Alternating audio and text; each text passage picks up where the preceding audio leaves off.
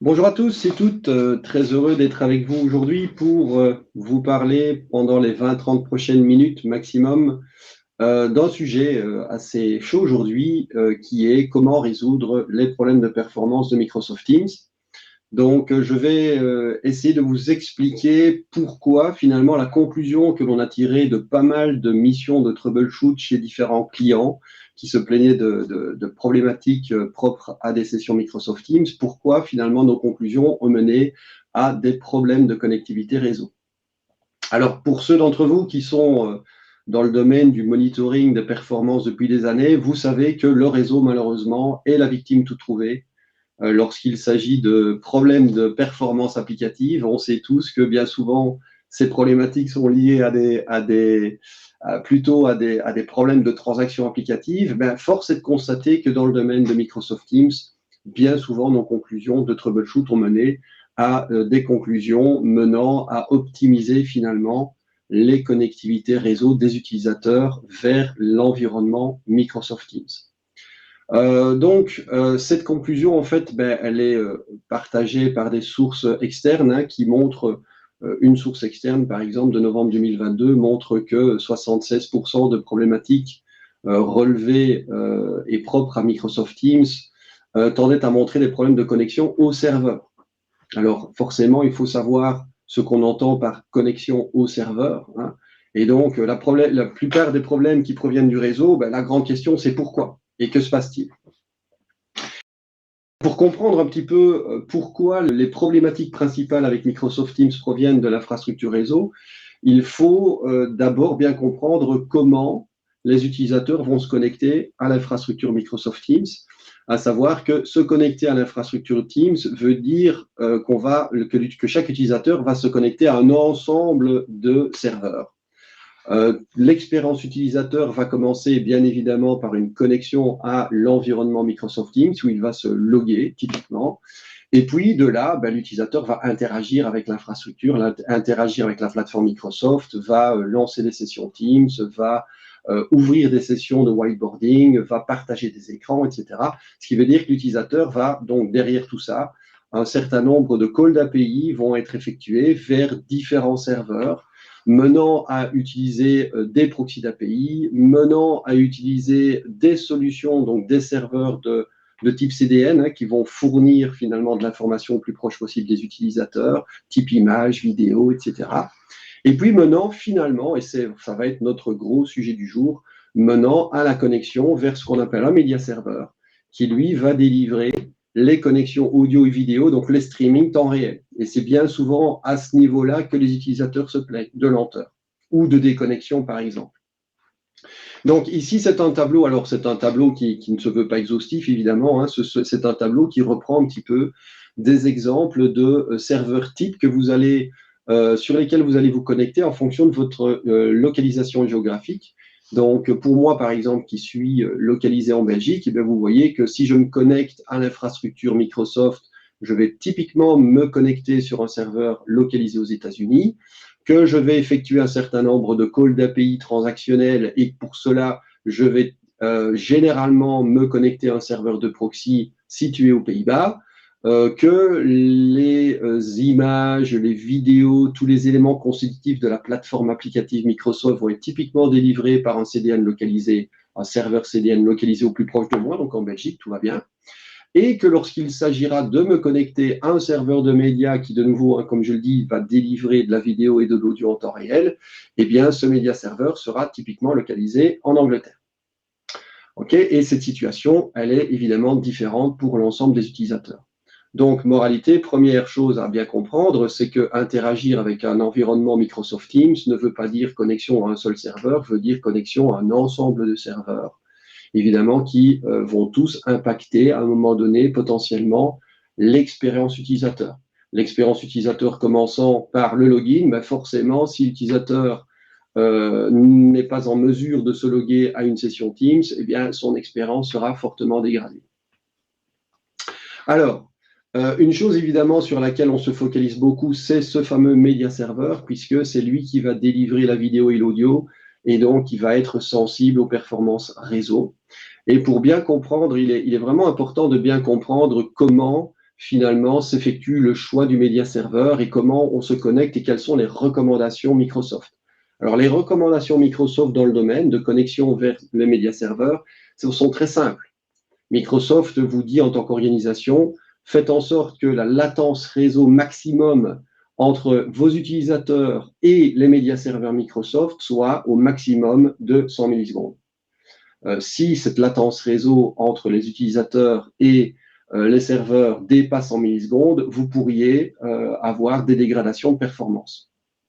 Alors pour ce faire, Microsoft vous recommande de vous connecter au plus proche possible de son réseau backbone, puisque forcément son réseau backbone, il a été optimisé pour le transport de ce genre de données, de streaming vidéo et audio. Et donc au plus vite vous allez vous connecter au backbone de Microsoft, au mieux vous allez potentiellement optimiser vos performances de connexion vers le média serveur. Donc typiquement, ce sont des choses que vous allez vouloir en tant qu'organisation pouvoir monitorer. C'est comment mes utilisateurs se connectent à ce fameux média serveur, par où finalement mon trafic passe, et est-ce que je ne traverse pas trop d'opérateurs avant d'atteindre le backbone de Microsoft, ce qui va forcément avoir un impact sur la latence de bout en bout. Alors, quand on parle média serveur, évidemment, se pose la question de savoir, mais sur quel média serveur on va se connecter? Est-ce qu'on en utilise plusieurs lorsque différents utilisateurs localisés un peu partout dans le monde se connectent à une infrastructure Microsoft? Eh bien, pas du tout. Donc, la réponse est que, en fait, tous les utilisateurs vont se connecter à un seul serveur Microsoft Teams durant une session. Alors, la question, évidemment, à laquelle on doit pouvoir répondre, c'est, ben oui, mais comment, sur quelle base est-ce qu'un serveur Microsoft de médias est-il choisi? Sur quelle base est-ce qu'on choisit de se connecter à tel ou tel serveur de médias Microsoft? Eh bien, là aussi, la réponse est assez simple.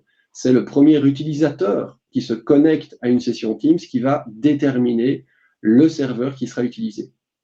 Donc, si je reprends ici un exemple concret d'un premier utilisateur australien, si cet utilisateur en Australie se connecte le premier à une session Microsoft Teams, ça veut dire que Microsoft va délivrer au plus proche possible de l'utilisateur le serveur de médias.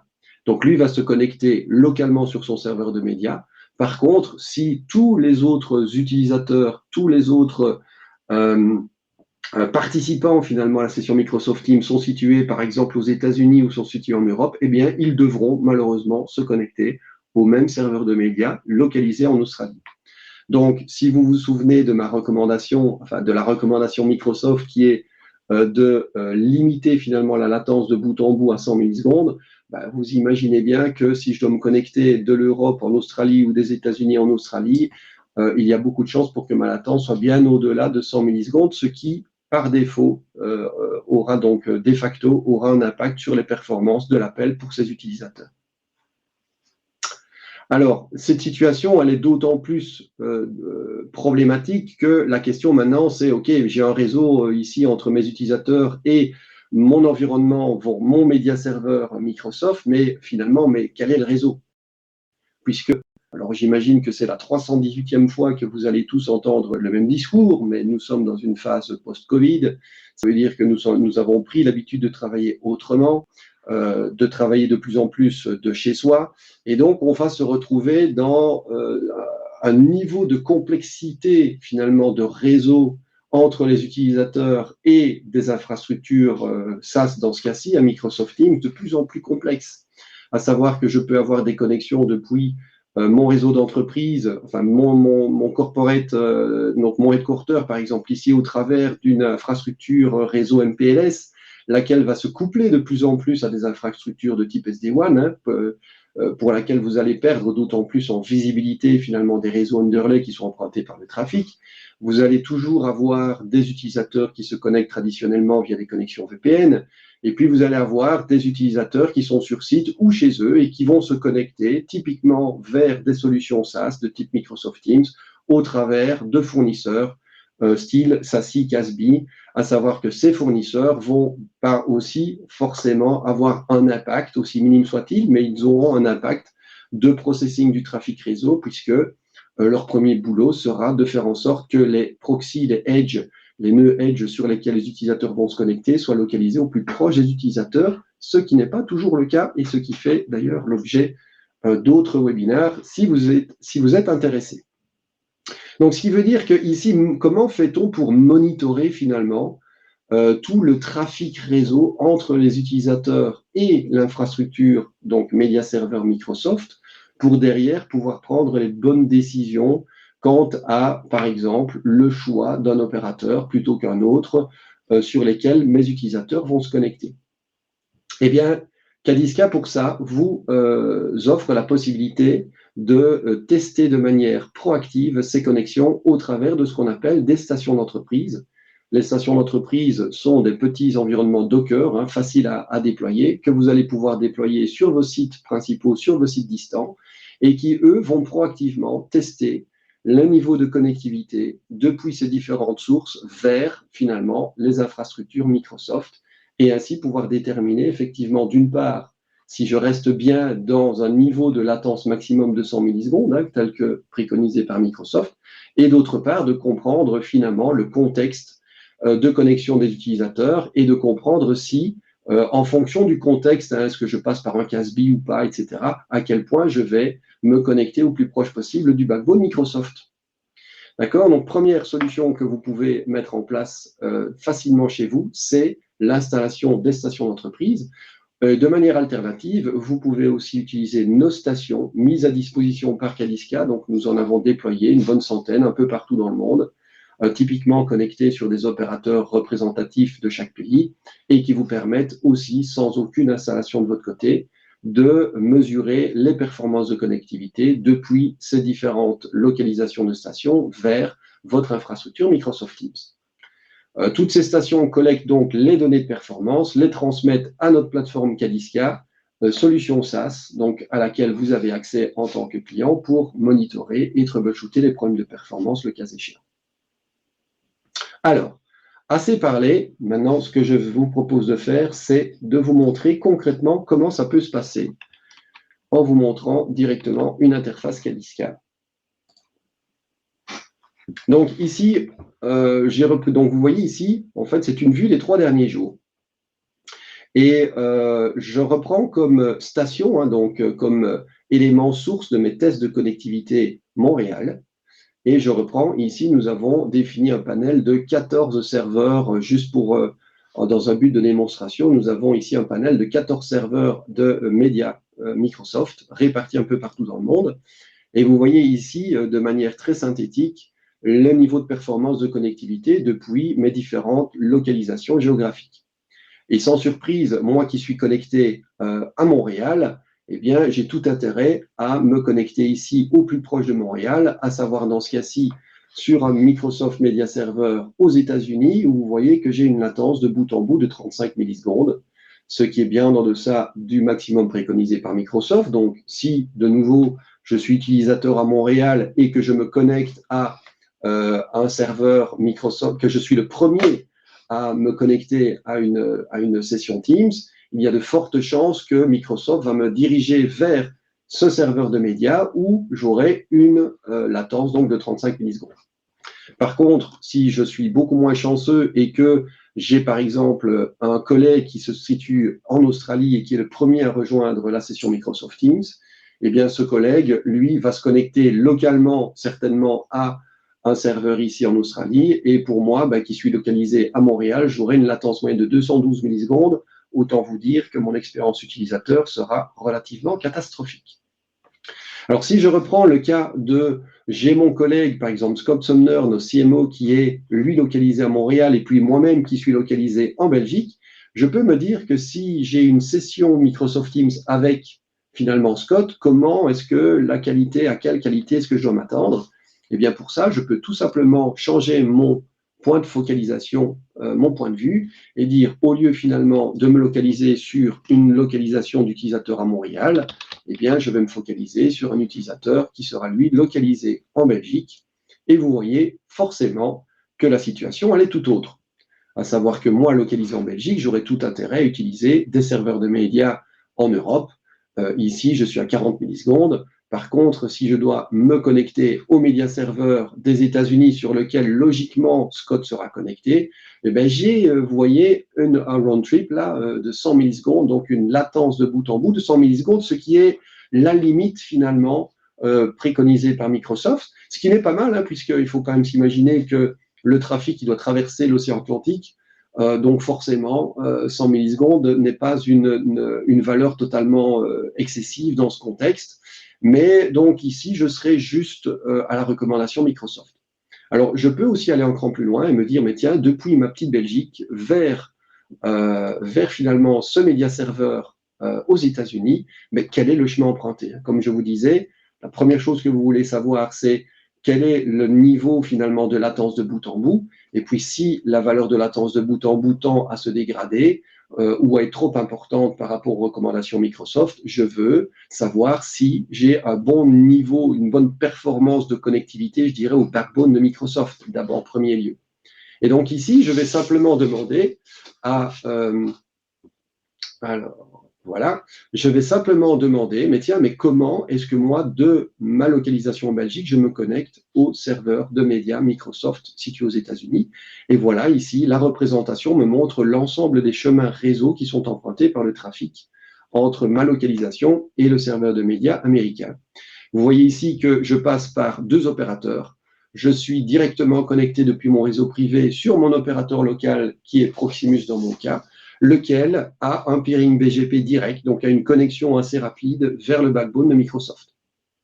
Vous voyez aussi d'ailleurs, si je fais un petit focus sur les délais, finalement, où sont les délais les plus importants, vous voyez que les délais les plus importants, 78 millisecondes ici, dans ce cas-ci, se situent directement dans le backbone Microsoft, ce qui veut dire que mon peering, en fait, mon peering de mon opérateur local Microsoft vers le backbone, mon opérateur local Proximus, pardon, vers le backbone Microsoft s'effectue en Belgique avant de traverser l'océan, puisque la latence maximum, je peux l'imaginer ici au travers de l'océan Atlantique, ce qui veut dire que là, j'étais déjà dans le backbone Microsoft avant de traverser l'océan. Donc, très bien.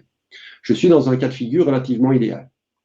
Maintenant, si je me mets dans un autre cas de figure, imaginons qu'ici, je veuille, de nouveau, je vais me focaliser sur l'ensemble des médias serveurs et je vais voir vers quel média serveur je devrais idéalement me connecter lorsque je me connecte d'une autre localisation. Et l'autre localisation ici, je vais la considérer par exemple en Argentine. Alors, si je suis connecté en Argentine, eh bien, vous voyez que forcément, Argentine, je suis là, j'ai tout intérêt à me connecter à un serveur qui se trouve au plus proche possible de moi, c'est-à-dire le Brésil. Vous voyez qu'en termes de round trip, j'ai 59 millisecondes, c'est pas trop mal puisque je suis en deçà des recommandations Microsoft. Par contre, je pourrais quand même me poser la question de savoir si cette latence pourrait pas être optimisée puisque la distance ne justifie à la limite pas cette latence de 59 millisecondes.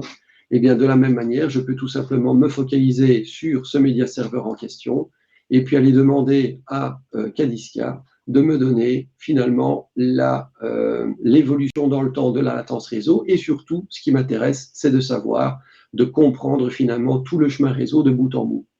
Et ici, en fait, vous voyez qu'avant d'atteindre finalement le backbone Microsoft, eh bien, je suis amené à me connecter sur deux AS différents du même opérateur. Vous voyez que je suis sur level 3 et level 3 ici, deux codes couleurs différents. Pourquoi deux codes couleurs différents? Parce que j'ai traversé deux autonomous systèmes différents du même opérateur, à savoir que là, je me suis connecté sur l'AS 3549 avant d'atteindre l'AS 3356 du même opérateur. Mais si là, je fais le même exercice de déterminer où sont mes délais les plus importants, eh bien, vous voyez que les délais les plus importants de latence sont bien situés au niveau de mon opérateur local level 3. Ce qui veut dire que si je devais tirer une conclusion à ce stade-ci, je dirais que pour des utilisateurs qui sont localisés en Argentine, il serait peut-être pertinent de ne pas se connecter à level 3, en tout cas dans le cadre de connectivité, d'utilisation récurrente de services de Microsoft Teams. Pour terminer un petit peu cette session rapidement, ce que je voulais vous montrer, ce que je voulais vous dire, c'est que, comme je vous l'ai dit en guise d'introduction, interagir avec Microsoft Teams ne veut pas uniquement dire, OK, des connexions réseau vers un serveur de médias. C'est un ensemble d'interactions vers la plateforme Microsoft, un ensemble de calls d'API que nous sommes également en mesure de complètement monitorer. Alors, on le fait avec une autre technologie propre à Kadiska qui s'appelle User Watcher, qui n'est rien d'autre qu'un petit, ici vous voyez le petit logo, une petite extension de browser, donc très très simple à utiliser, à déployer, et qui vous permet d'avoir une vue vraiment complète alors je vais reprendre une plage de temps beaucoup plus importante, par exemple depuis le mois d'août jusqu'à maintenant, et qui me permet d'avoir vraiment une vue complète du ressenti utilisateur et de comprendre toutes les interactions que les utilisateurs peuvent avoir avec la plateforme Microsoft. Donc là, vous voyez que j'ai la plateforme Microsoft Teams. Je ne vais pas rentrer dans tous les détails, ça ferait partie vraiment d'un autre webinaire de tous les indicateurs de performance que l'on peut remonter, mais je vous montre ici simplement une chose importante, c'est qu'on est capable, comme je vous disais, de contextualiser finalement les connexions des utilisateurs. Comment les utilisateurs se connectent-ils à une plateforme Microsoft? Et par exemple, je peux me focaliser ici sur des événements tout à fait particuliers. Par exemple, je veux voir les performances qu'ont les utilisateurs lorsqu'ils se connectent à une plateforme Microsoft. Pour ça, je peux vraiment me focaliser sur l'événement de connexion sur une plateforme Microsoft. Et là, je vois qu'en fait, j'ai la distinction entre les utilisateurs distants qui se connectent typiquement de chez eux. Je peux identifier tous les opérateurs locaux sur lesquels ils sont connectés. Je peux déterminer finalement leur lieu de résidence. Je peux aller jusqu'à une détection des villes à partir desquelles ils se connectent. Je peux aussi voir si j'ai parmi les utilisateurs des utilisateurs qui ne sont pas distants mais qui se connectent au travers finalement de sites d'entreprise. J'ai des vues synthétiques de ce type-là. Donc je peux voir par exemple la connectivité vers l'infrastructure Microsoft depuis des télétravailleurs par rapport à des gens qui se connectent au travers d'un SASI par exemple type Netscope, par opposition à des utilisateurs qui vont se connecter à travers finalement des gateways d'entreprise, à travers donc pour lesquels ils sont donc des utilisateurs qui sont connectés sur des sites d'entreprise. Et à partir de là, je peux vraiment faire des analyses très poussées, puisque par exemple si je reprends l'ISP, je peux déterminer quel est finalement l'opérateur qui délivre des niveaux de performance les moins importants. Dans ce cas-ci, par exemple, nous avons un collègue qui utilise Starlink, puisqu'il a une mauvaise couverture Internet chez lui à la maison. Vous voyez le niveau de connectivité de Starlink et vous voyez aussi finalement les couches d'infrastructure directement pour cet utilisateur particulier, les couches d'infrastructure qui impactent directement les performances de l'application Microsoft. Ce qui me permet très très facilement, et je m'arrêterai là, ce qui me permet très facilement, par exemple, de m'intéresser aux performances réseau de cet opérateur particulier. En termes, alors vous voyez qu'ici, j'ai eu une seule connexion à travers cet opérateur, mais vous voyez directement que cet opérateur au travers de cet opérateur, j'ai des temps de résolution DNS de 42 millisecondes, des temps d'établissement de session vers Microsoft de 47 millisecondes, des temps d'établissement de session sécurisés d'autant, etc. Et à partir de là, je peux finalement faire un benchmark et me dire, tiens, Proximus, à ce moment-là, en termes de résolution DNS, offrait de moins bonnes performances que SpaceX Starlink.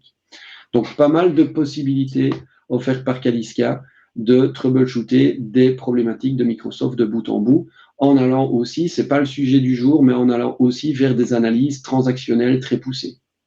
Si vous êtes intéressé de creuser avec nous ce sujet ou d'autres sujets, n'hésitez pas à visiter le lien suivant, donc kadiska.com/startafreetrial, et de là, vous pourrez directement prendre contact avec nous et lancer un test live sur votre environnement de production. Je vous remercie à tous pour votre attention et je vous souhaite un excellent après-midi. À bientôt.